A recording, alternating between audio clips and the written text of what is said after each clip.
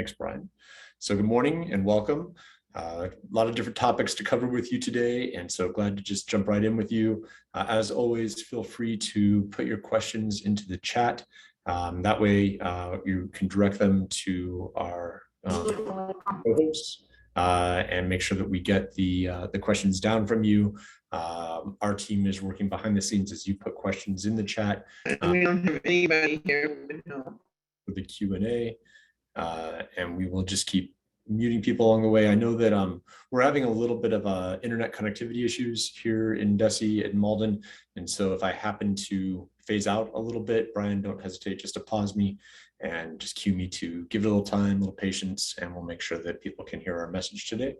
But wide variety of topics based on some of the questions that we received from you, based on some of the feedback that we're getting from you. And so glad just to jump in and think through some of the key things that we need to think about.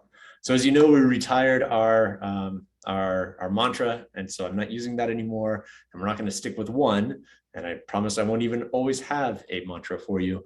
But as we are at this point in the summer where hopefully you're both working on ESY, working on getting ready for the new school year, and working to take care of yourself, which is so important so that we can all keep coming back and doing this important work. I really love this, this quote to share with you today. As you grow older, and doesn't matter what age you are, we're all growing older, you will discover that you have two hands, one for helping others and one for helping yourself. And so I just want to remind us all, let's continue to be devoted to helping others, but also be devoted to helping ourselves and finding that way to rest, recuperate, rejuvenate this summer, to keep coming back at this hard work as we continue to look ahead. That in mind, a few things just to go back over. I've been asked a lot about where's DESE at with new guidance on health and safety mitigation strategies for this upcoming school year. And I want to acknowledge that the CDC put out guidance just last week on Friday. So if you haven't had a chance, take a look at CDC's guidance.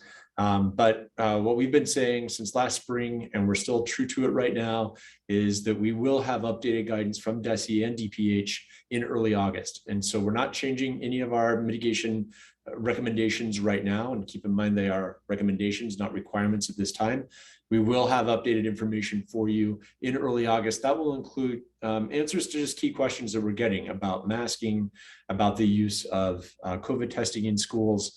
And so more to come on that. If you have questions, it's helpful for me to hear what's on your mind, just so that we make sure we're answering what you need to know. But for right now, something that you can turn to for information is the CDC guidance that just came out last week. So I made sure to put a link into the PowerPoint for you to be able to use. And I hope you find that helpful at this time. I hope your summer programs are going well. And just really pleased to see the very low incidence rates that we have right now in Massachusetts. Let's keep up the great work. The other thing that I just wanted to talk to you about just briefly, again, I will not go into it at length, but we're getting a lot of, I'm definitely hearing from you and from your member organizations like ACE and Mass Urban Project about the concern about referrals right now. Very high rates of referrals for evaluations. People concerned about like the impacted learning that students had from last year. And so what can be done short of having everyone turn to special ed for support? In some places, I'm sure it's the right question to be asking about referral and evaluation. And I'm sure that in other cases, it's just some frustration that students' learning was impacted last year. And so I know that, we are working very closely with general education teachers and leaders to think about how do we approach the new school year differently? How do we really address the impacted learning of students from last school year? And so just want to draw you back. I won't go on at length about this because I did in our last meeting. If you missed it, feel free to take a look at the recorded version of it that we have on our website. But just a reminder to take a look at our roadmap for educators and for school leaders to really be thinking about acceleration, not remediation, because when we think we have to go back and remediate, that's when I worry that there are those lots of recommendations for evaluations and referrals for evaluations. But when we think about students getting access to grade level standards with just-in-time supports, then we can see how we can accelerate all students coming out of the pandemic. I'm also seeing some really encouraging information about ways in which districts are using ESSER funds for enhanced supports in their schools. through, City Year volunteers, AmeriCorps, just having more tutoring on-site in schools to help with this acceleration. Bob Balfance from Johns Hopkins University is doing some great work on this. So in addition to what we're putting out, you might Google up Bob Balfance and see what he's doing and what he's recommending. I just think that there are other solutions to making sure that we help students address their learning needs for this upcoming school year. And so would encourage you to share these resources across the special ed staff, the general education staff, to be thinking about how we'll support students in the upcoming school year. And just a reminder that we have professional learning sessions about the roadmap, about the acceleration roadmap going on this summer and into the new part of the school year. This link will take you to those sessions. And so again, this might be something that you might advocate for your general education colleagues to do. Just know that we are also in touch with general education leaders about this, putting this in front of them, this idea of acceleration instead of remediation, and really helping to define what it is through these professional learning sessions. So this is not just on you to do this reminding and this advocacy around acceleration, but just know that we're all in this together, and DESE is doing its part to reach out to general education leaders as well. With that in mind, I actually want to talk about where we're going with the IEP improvement project, because it really has direct connections to what I was just talking about in terms of how do we bring general education and special education together to support students with disabilities. And some of the things that we will have coming up in this new school year. We are going to continue on with stakeholder feedback, but it will be kind of a revised process from what we did last year with a bit more focused stakeholder feedback. Last year, we put out a really wide net and had very, very large focus group discussions and stakeholder feedback sessions. We still want to get to a lot of those same people, but we want to do it in a more focused way for this upcoming school year, which means meeting maybe more by job-alike or role-alike individuals, groups of individuals, hearing their feedback and pulling it together so that we can really have kind of the strongest documents possible. I think we got really good at that, really frankly, last year at this time when we were putting out our guidance, really getting a 360 view on our guidance documents by talking to groups representing parents, advocates, attorneys representing districts, attorneys representing parents, obviously special education directors, obviously teachers. So really getting that 360 view on our feedback last year really helped to inform how we want to continue to do that for our IEP improvement project work. So just know that that's coming. We continue to have our partnership with CAST and the early adopter districts, who I mentioned by name in our last meeting. And so they will continue their work with their early adoption of the IEP process as we continue to roll it out. We look forward to developing a steering committee, as you can see from some of the folks you see here internally. Here at DESE, I know this is a bit of an alphabet soup. So we've got special education planning and policy, statewide systems of support, SSOS. OASIS is our Office of Approved Special Education Schools, and SEIS is our Special Education and Institutional Settings group. So really appreciate the internal parties that are coming together to work on this, as well as our external partners, such as the three that you see here, including our national partner, NCSI. And then what you should expect in terms of what's coming. Really, you gave us great feedback last year about those of you who joined in our stakeholder feedback process about the document that was formerly known as ICERS. So really that's about three things. It's about referral, evaluation, and eligibility. And so that's what we're calling it. There will be guidance about these three components: referral, evaluation, and eligibility, mainly publicized in a digitized format. People will be able to download the whole document if they want to, but really the idea of the digitized format is that it helps you get to exactly what you need. So if you're having questions about referral, you can go right to the referral section and maybe not feel quite as overwhelmed by a large document that you feel like you have to sift through to get the information that you need, but really right to digitized formats allow you to get a lot more closely, more quickly to the information that you need. And it also helps us sort of build in resources over time, so that, we can, get you the basic information you need, the most foundational information that you need, and then build in resources that will continue to help you do your jobs effectively. So what you should expect coming soon will be the referral evaluation eligibility guidance, then the IEP forms, followed by a process guide, annotated agendas to use during IEP meetings, and then a parent guide as well. So our team really has their eyes on the prize with this. They continue to push ahead. And I'll be excited again to update you on where we are in the process with each of these documents, with each of these deliverables, and stay tuned. So more to come, and we'll keep this as a standing agenda item for all of our meetings so that we can get you information as it becomes available. So as we continue to review topics that we've discussed in the past, I want to now just mention one small change, but significant, that we made to our FAQ. And thanks to our team for putting in the link here so that you can get right to that FAQ about compensatory services. So everything you know about compensatory services remains the same. Who we really need to focus on, those high priority students, for example, that we've identified in the past, how to conduct compensatory services meetings if, as they're still necessary. But the one really important thing that we've added to the FAQ is that if a student didn't have their meeting about compensatory services during last school year, you still need to do it during this upcoming school year. So if for any reason it just didn't happen and needed to happen, it still needs to happen during the upcoming school year. So that's the key, just clarification. I hope that would be assumed. I hope that would be something that you would all, have on your to-do list. If, for some reason it just didn't happen, we just want to make sure it does. And, maybe a good time to go back and check, because frankly, we put this in because we're hearing some concerns that they didn't happen to, kind of 100% fidelity during this past school year, that there were some students who didn't get their compensatory services meetings. And so, there's a reason for why we put it in writing to you. So I would hope that it sort of maybe propels you to just go back and check. I know that as a leader, there are a lot of things that I say to my team, let's do this, but how do we always check to make sure that it actually did happen? And so just because you've asked for it to happen among your teams, how will you know? I think is a really important question. And so I just kindly ask you, go back, check, see if there's anything there that you want to just double check on around the extent to which compensatory services meetings were held.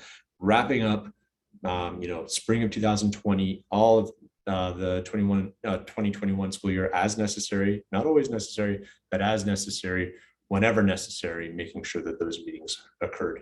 So I hope that's helpful, and just a little reminder about that important piece as well. The next thing that I just want to give you a reminder on is about the home hospital tutoring supports that you provide through our regulation 28033. And then the need to schedule a team meeting for any student who's likely to be out for more than 60 days based on a physician's requirement. And just a reminder that we've talked about this in the past. There's no new information here really, except that I want you to remember that for those students where you get, for example, the doctor's note, or the physician fills out our form saying that the student is likely to be out for 60 days during this upcoming school year, at least for more than 60 days, so at least 60 days or more during the upcoming school year, that the student is still entitled to their special education services as much as they are the day you get the note as they are when you have the meeting. And so don't delay, don't put off providing special ed services while you're working to schedule that meeting, perhaps develop a new IEP. That's not a time when there should be a delay or a pause in special ed services. We really want to make sure students are getting their services during that time. And so that's just one verbal clarification that I wanted to offer for you today. And just a reminder that we have this in writing for you. Also a reminder of where you can go to get everything that you need. I know for some of you, like Russell, you've said this to us before, but you've got a lot on your plates. You've got a lot on your minds. And based on the questions that we get, I just want to be responsive to those of you who maybe missed it or missed a meeting, that we do have a lot of resources for you for these students who are likely to be out of school for medical reasons, for disability related reasons during this upcoming school year. So keep in mind, we've got our Q&A guide. We've got the, you're very familiar, I know, with the home hospital tutoring form, not changed.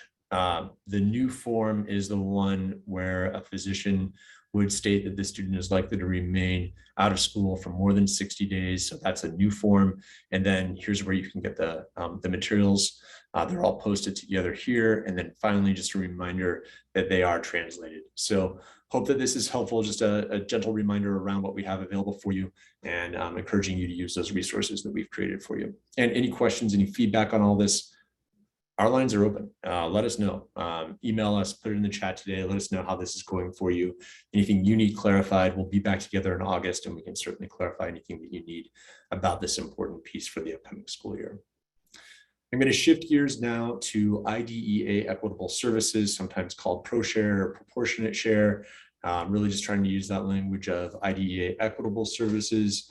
And just a reminder about the resolution funds.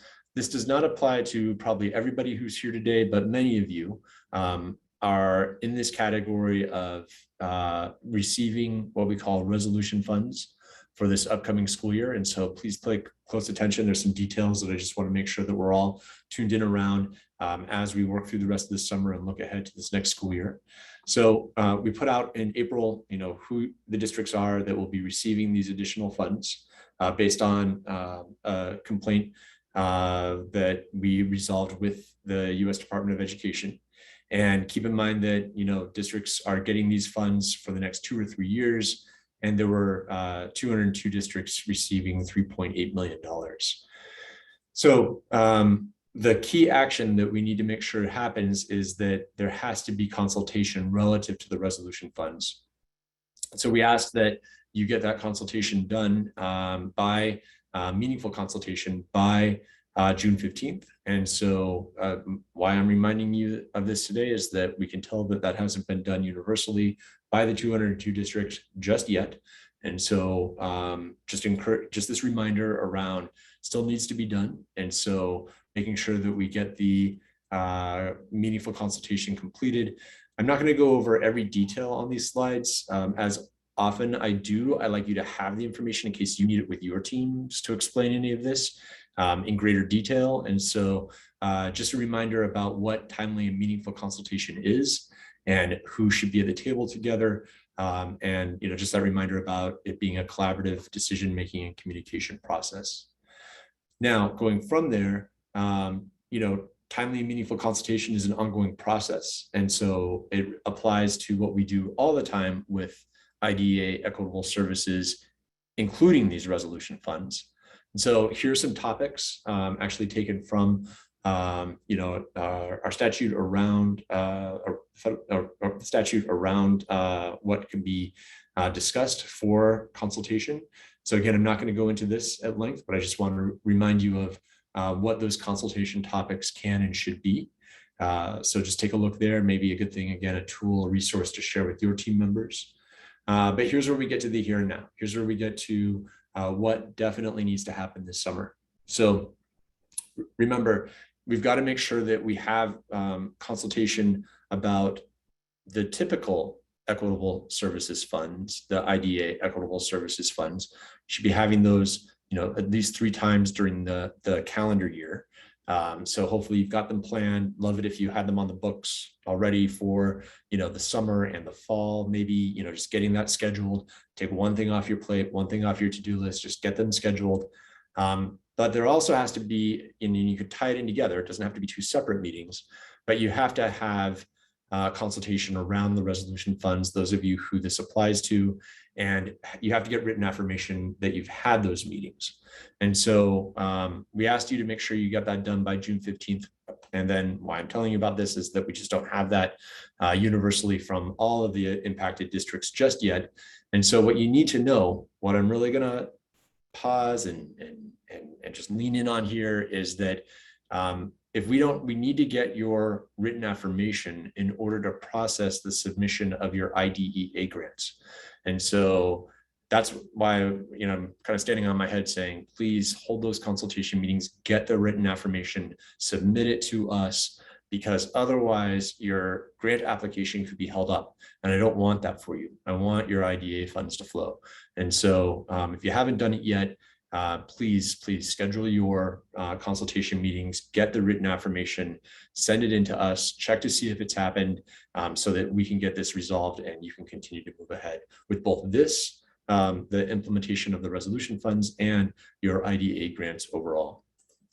So just a reminder about written affirmation, that it's really, it's just saying that consultation has occurred.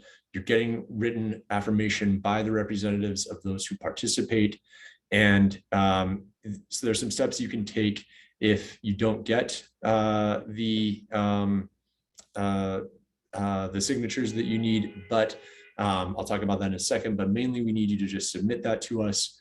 And again, like I said, if you can't get what you need, we need information about what you did to hold consultation and your outreach efforts. So you're either submitting to us, very quickly within a reasonable amount of time, that you got the written affirmation, or if you can't quite get it, that you held the consultation meetings and that you had outreach to be able to do it. And if you have any questions on that, I know our team is ready to help by you can send a question to this email, and our team will get back to you. So I hope that's useful to you. A few things that might be useful as well. We do have a sample written affirmation form. So if you're wondering, like, Russell, what's this going to look like? Don't make this hard on me. We're not. We want you to get this done. We want it done efficiently. We want it done effectively. We want to get services to students. We want these dollars spent on services for students. And so making it easy is having this written affirmation sample that you can click on and use, and turn that right into a tool that you would implement during your consultation meeting. And then a few other questions that we know are popping up about if, like I said before, I'd talk a little bit more about if you're not getting attendance at a meeting, that we want to make sure that you attempt to schedule another meeting. If you don't get them, participants the first time around, don't give up. See what's happening. Why was there a breakdown, and what can we do to get people to be able to participate? And if people are saying that if they don't want to participate, if you have an active no, that folks from private schools or homeschools are saying that they don't want to participate, just get that in writing as best as you can. And then we have, hopefully, again, some useful letters for you that can, document when parents of homeschooled students couldn't attend, or when private school representatives couldn't attend a meeting. And so again, just using the resources that we have for you, hopefully will make this very streamlined, even more efficient for you. And so just that reminder that those resources exist. And then I really just want to emphasize and really highlight again that the resolution funds are not able to be carried over. So you really do have to spend your allocation during this upcoming school year, during this upcoming fiscal year. And so keep in mind, like, as you're planning this right now, we really want to get the services in place as early in the school year as possible, to get those services in place, to spend the money down. And the challenge to this, and really the opportunity, frankly, is that you're going to be able to spend these dollars, the resolution funds, concurrently with your regular equitable services funds. And so it can kind of enhance and extend the services that you're providing for parentally placed students, for eligible students who attend private schools, who are homeschooled. But we want to make sure that we are really getting those services in place as early in the new school year as possible to get the dollars spent down. And then finally, we have just some other resources for you about the federal grants. So this all kind of ties in together, because getting that written affirmation submitted to us based on consultation keeps the wheels in motion for you to be able to apply for your IDEA funds. And so we will have your federal your grants workbook available very soon, so that you can begin to submit your documents to us for this upcoming school year for the funds that we want to be able to release to you. So I hope that's a helpful review right there of some issues related to equitable services. And again, if you have any questions, please use that email that I showed you before. Huge shout out to Janetta Leedy on our team, who's really taken the lead on this. And she has lots more information to be able to share with you. So don't hesitate to tap into her knowledge to help you do your job well. So thank you very much for your interest and your support for that important topic. Just some new information, a few things to go over that could be helpful for you, a few things we haven't touched on as much in the past, including just starting with the annual federal compliance and performance reporting. Around here, we call the SPP-APR, so the state performance plan and an annual performance report. And just a reminder that we've got some links for you about the 17 indicators that have to be collected, that we have to sort of, show our progress on, demonstrate our compliance with to the federal government. And so just, reminder that we've got some information and dates by which information needs to be submitted. And so hopefully you are good on which cycle, what cohort you're in and the indicator data that we are collecting from you. Every year, once we submit our data, it's a real crunch, a time crunch around here. A lot of our team members are really deeply involved in this. We wait to get back the designations from the federal government. And because of your really hard work, your attention to these important aspects of special education, we've been meeting requirements as a state since 2014. So it's great news, a testament to your hard work. And I just really appreciate all that you're doing to make that happen. Always a concern when IT calls you in the middle of a presentation. But Brian, you would tell me if people can't hear me, but I know there's some IT issues going on in the building right now. We can hear you all right, Russell. You seem to be good. Maybe your phone is ringing, so you might be. Yeah, it's IT calling me. When does that ever happen? So yeah, hopefully we'll get to the end of this presentation without interruption. So special ed leaders really hopefully are able to use the information that we get through the APR to inform your work as well. And so I won't go into this in great detail, but just want to encourage you to continue to kind of integrate the information that you're getting from the process of collecting data for us and submitting data for us, along with the information that you get through tiered focus monitoring, from our other reviews that we do, from our other reports that we create, so that you can really see that that full view of your education system and student outcomes.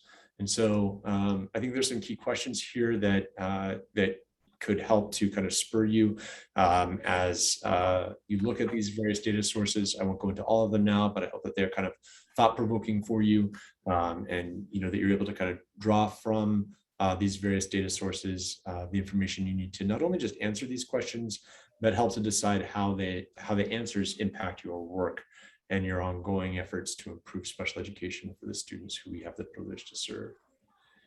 So a few things about some of the particular indicators that 11, 12, and 13, just quickly for you.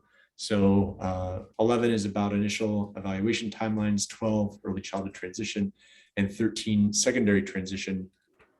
An important thing that I want you to know about from OSEP, one of the important kind of reminders that OSEP is sharing with us is that if you don't have 100% compliance with these indicators, all non-compliance has to be corrected so that we get to that 100% compliance level by looking at those root causes, thinking about what policies need to change, correcting any individual instances, and then updating your data to us to show that the non-compliance has been corrected. So I'm sure as I'm saying this, some of you are have experienced hearing from us on this, asking for this root cause analysis, this change in policy, this addressing individual cases and resubmitting data to us.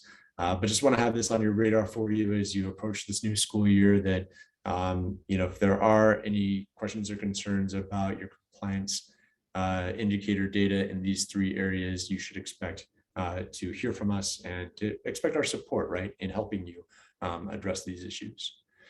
The performance indicators, 8 and 14, that require both surveys from parents and exiters, our students who are exiting special education.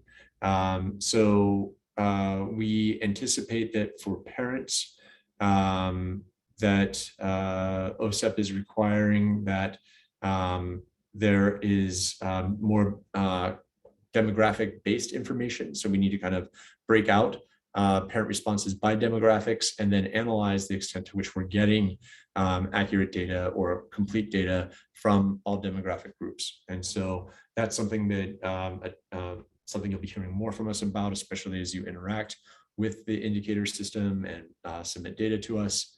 And then again, with this idea of representation of demographic groups, we're looking for something pretty similar for students who are moving beyond the K-12 system. Both do we have representation of demographic groups and an analysis of why or why not that's frankly happening. What are we getting based on different, how are the outcomes different based on demographic group? So there are some great supports we have for you, particularly shout out to Martha Daigle and Amanda Green for their work in these two areas. They're ready to help you if you have any questions. We have their information, their email and phone information here on this page, as well as you can see some great resources for you to click on to get support around this work about parent involvement and post-school outcomes. So I hope that's helpful, just thinking about the indicator data, a key part of your work, a key part of our work, and what to expect as we look to the future. Just shifting gears a little bit on this too, just going to the next topic, I want to talk about the AIM library, the Accessible Instructional Materials Library that you're all maybe familiar with, or if you're not, likely your teacher of the visually impaired, your TVI or TVIs, are definitely familiar with this. And so this could be information that you use personally or that I encourage you to pass along to your teachers of the visually impaired. But we're very excited that we are collaborating with Massachusetts Commission for the Blind, the MCB, to draw on their expertise and our expertise in order for the MCB to provide this oversight of the AIM library. And this is a shift in the oversight of the AIM library. But what's really important, those of you who are familiar with it and familiar with working with the AIM library, is that Carrie Brazier continues to oversee her role as being the program director from the AIM library. And so your TVIs, I'm sure, are really familiar with working with Carrie. She's still there, still at the helm, and you should kind of expect to have the same level of support that you've had in the past, but maybe just with even more enhanced expertise coming from the MCB. And just a reminder about the important work that we have that they do and what they have available for you as well in terms of the accessible textbooks, the specialized instructional materials. So not a resource to overlook, and just a reminder to reach out to them as needed. Just moving on and getting close to the end, I promise you, for our topics for today. I'm really appreciative of the early childhood team here at DESE, who have just recently released 5 briefs on early childhood learning and the upcoming school year. Some really key ideas about strategies, approaches, and resources to support high quality early childhood practices. And you can see there are companion documents associated with these briefs. Without further ado, I want to show you what they are and how you can access them. So these are the 5 briefs that the early childhood team just created. And so in your role as special education leaders, this is information you might want to share with your early childhood team. Maybe there's some specific topics you want to draw on, like the collaboration with community-based partners. Always an ongoing topic, always ongoing opportunities to grow together in collaboration with community-based partners. So really want to just call out these briefs and encourage you to share them with staff wherever appropriate. All right, I'm getting right to the end, and I'm going to end with two all calls, two requests of you that I'd love to get your support with. And so two very different requests, and they need a little explanation, especially the first one. And the first one is about ABA centers. So in this state, I'm sure a lot of you are familiar with the growth of ABA centers in the state where autism insurance is paying for students to get ABA support in clinical settings outside of the school. These ABA centers exist all around the state.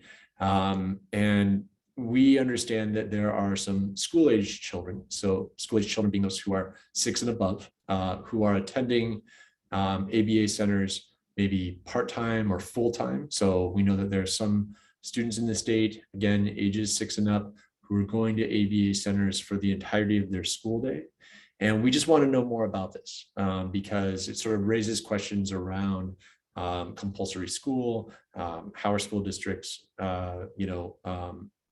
understanding where those children are, because districts have an obligation to be able to identify where all school-age children are from within their municipality. So how are we understanding that? How are children, what does this mean for the IP if a student is going to an ABA center for the full day? And as a state, across state agencies, we're just looking at where's their oversight for ABA centers? Does there need to be more oversight for ABA centers? And hearing from you as special education leaders, those of you who could tell me more about your experiences on the district side of understanding, students who are going to an ABA center for either part of the day or the full day. And again, particularly those students who are ages 6 and up, because that's what really falls under DESE, right? Like our job is about school-age children in particular, although, with the Department of Early Education and Care, there's some overlap, obviously, with the younger students, but DESE is the only agency that is specifically focused on ages 6 and up. So clearly that's in our wheelhouse. Clearly that's something we have to understand better. So if you have had experience, I'd love to talk to you this summer. I'd love to get a small group of special education directors together to hear about your experiences with ABA centers. We're just trying to, again, engage a lot of different stakeholders around this topic to hear what their experiences are before we take action, right? But if there is any action to take, I should say, as opposed to before we take action, if there is action to take, I want to hear from you first and to know from you what your experiences are. So please just email me directly. I have a few names of people that have come to me already. I'd like to expand the group just a bit, maybe just schedule, a Zoom conference meeting for a little later in July with you, if you would give me your time, and I'd love to hear your expertise. So hopefully I have whet your appetite just a little bit. If you have experience and exposure to ABA centers, please, please, please be in touch with me. I'd love to hear from you and pick your brain. And then finally, for this upcoming school year, we are going to continue to do some version of these virtual meetings, continue to use Zoom, not being in person the way that we did in the past, right? For a few years there, we were doing our regional meetings across the state. We've been sort of informally asking, what do special ed leaders want and need, as well as, the other constituents, the other stakeholders who tune into these meetings through our recordings in particular that we post online. What's been helpful about this past year? What do we need to change? We'll probably make some tweaks as we go ahead, but overall, we will continue to hold meetings. We will continue to post them, but we won't be live. We won't be with you in person for these meetings. And there's something to be said about that in-person connection. If you remember when we came in person, we always had our staff from that region stand up and introduce themselves so that you got a chance to see and put names with faces. And I kind of worry about that going away as we stay in this virtual model. And even more importantly, we didn't get into as many schools last year as we have in the past. And I really stand behind my belief that we can make better policy here at DESE if we are actually in schools among students, hearing from you, talking to you, learning from your experiences. And so I would love it if you would just please start inviting us. We'll come. And if I can't come, Other members of our team will come. I hope to be out in schools a lot in this upcoming school year. So please invite me. I will always bring other members of my team with me. So always, if you're inviting me, just know there's a little entourage coming because this is a passion of every member of my team who just really believes in teaching and learning, really wants to see what's going on. So, if an approved special education school invites me, I'll be coming with a liaison for that school. If a public school invites me, we're going to be coming with your tiered focus monitoring liaison. So just know that, we're going to be, we'd love to come. We come with just no judgment. We come with smiles, we come with appreciation, we come with gratitude, but please invite us. We would love to just be present with you as we get back into even more in-person learning during this upcoming school year. So talked on long enough about that, hopefully to give you time to start going to your keyboard and sending me that email saying, Russell, we'll take that chance. We'll have you come on in because again, we do so much better in our work here at DESE the more that we get a chance to be with you, with students. All right, that's my last point.